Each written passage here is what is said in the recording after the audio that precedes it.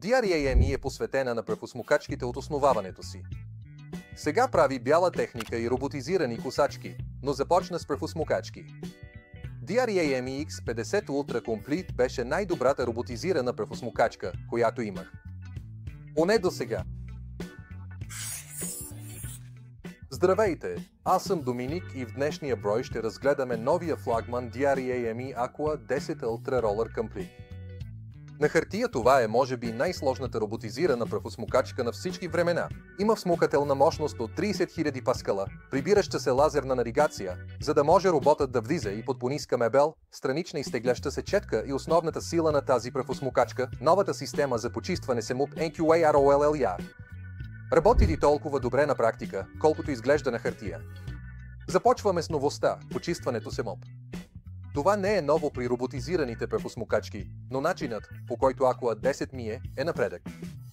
Той премахва засъхнали петна, а EQA-ROLLR се почиства сам при почистване SEMOP. Това става чрез допълнителен валяк зад основния, който се върти обратно, така че валякът се почиства в реално време и не се връща в дока. Почистването винаги е с чист SEMOP. Това издига почистването на по-високо ниво. Мръсната вода при почистване SEMOP се оттича в контейнер в прахосмукачка.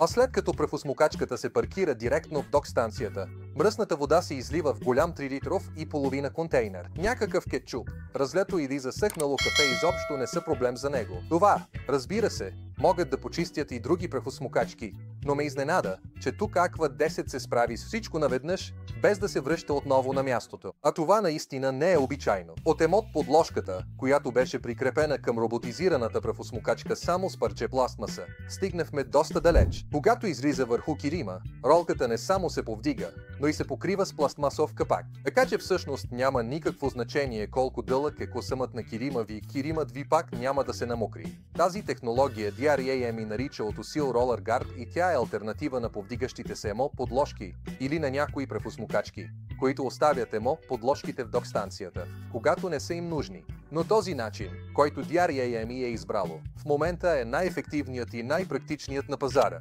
Друго предимство на ролката е, че може да се изтегли отстрани на прахосмукачката до ъгъла по целия периметър на стаята. Ъглите не са перфектно почистени, но са най-добре почистени от роботизирана прахосмукачка. След приключване на почистването, ролката се измива в докинг станцията с гореща вода с температура до 100 градуса по Целзий или 220 градуса по Фаренхайт, ако предпочитате. Ако почистването вътре в корпуса на прахосмукачката не е достатъчно, след паркиране в докинг станцията вече би трябвало да се отърве от всички замърсявания. Всичко това звучи наистина страхотно, факт е, но заради новодобавените механизми прахосмукачката е малко по-висока. Това трябва да се има предвид, защото когато роботът прибере лазера си в корпуса функция, въведена първо от DRAME, прахосмукачката е с височина 9,8 см, което не е най-ниското, но и не е най-високото. Обезсмисля предимството на прибиращия лазер. Зависи имате ли по-малко разстояние между мебелите и пода от 9,8 см. Освен това беше намален контейнерът за отпадъци, но когато се напълни, роботът сам го изпразва в докинг станцията. Тези нови функции изискват място. Прахосмукачката събра наведнъж, така че по-малкият контейнер не е недостатък. Засмукващата мощност е 30 000 паскала, най-високото ниво на пазара на роботизирани прахосмукачки. Тествах робота на твърди подове и килими, и той нямаше проблем с пясък в килима, трохи или по-големи парчета буклук.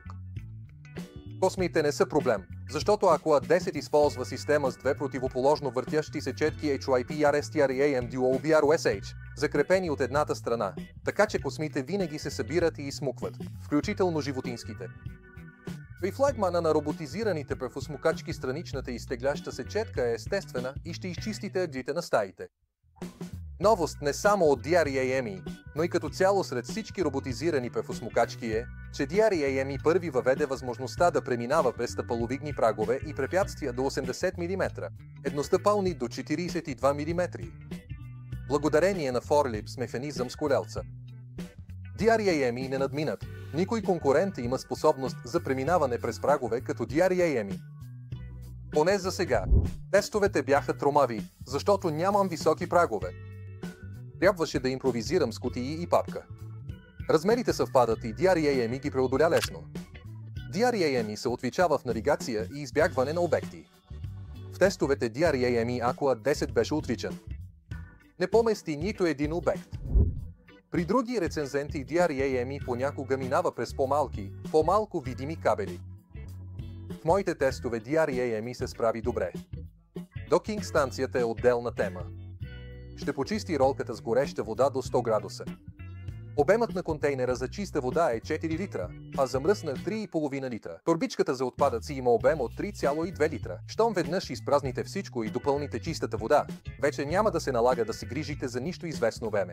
Освен това, докинг станцията дори има контейнер за почистващи препарати. Къде да налеете кой препарат, ще разпознаете по цветовете на контейнера и на бутилките с почистващи препарати. Един класически почистващ препарат и един срещу миризми и замърсявания от вашите домашни любимци. Почистващите препарати роботът си дозира сам и са включени в комплекта. Шумът на прахосмукачката при максимална мощност е 70 децибела над средното. DRAME Home е сред най-добрите приложения. Единственият конкурент е приложението на ROBio ROCK, също толкова качествено. DRAME Home е лесно за ползване. Може да настоите кога да тръгва, къде да чисти, къде да не ходи и да зададете невидими стени. Ще имате сканирана карта на дома си и ще можете да я редактирате по желание. Лесно управлявате прахосмукачката през приложението и, например, наблюдавате домашните си любимци. Винаги, когато на робота или докинг станцията им липсва нещо, ще получите сигнал. Иначе трябва да кажа, че DRAME Aqua 10 е доста голям, но с това, което предлага, няма как да не е.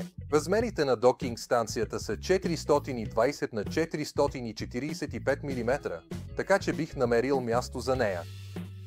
В комплекта ще намерите роботизирания прахосмукач DRAME Aqua 10 Ultra Roller Complete с докинг станция и всички контейнери, 4 резервни турбички за отпадъци, 1 резервен чифт основни четки, 2 резервни странични четки, 3 резервни филтъра, 2 почистващи препарата заради домашните любимци, емоп-вадак, инструмент за почистване, 1 класически почистващ препарат и, разбира се, ръководство за употреба.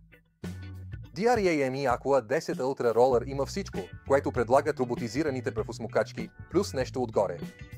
Минус е, че е по-висок от средната височина на роботизираните прахосмукачки. Във всичко останало отличен и пред конкуренцията. Ако височината е важна, бих избрал DRAME X50 Ultra по-нисък. Но той няма всмукателна мощност и мокропочистване. DRAME дава, но и взима. Надявам се, че съм помогнал с избора на роботизиран помощник. Ако е така, ще се радвам да се абонирате, това ме зарадва. И вече нямам търпение да видя какво ще разгледаме следващия път. За сега, чао!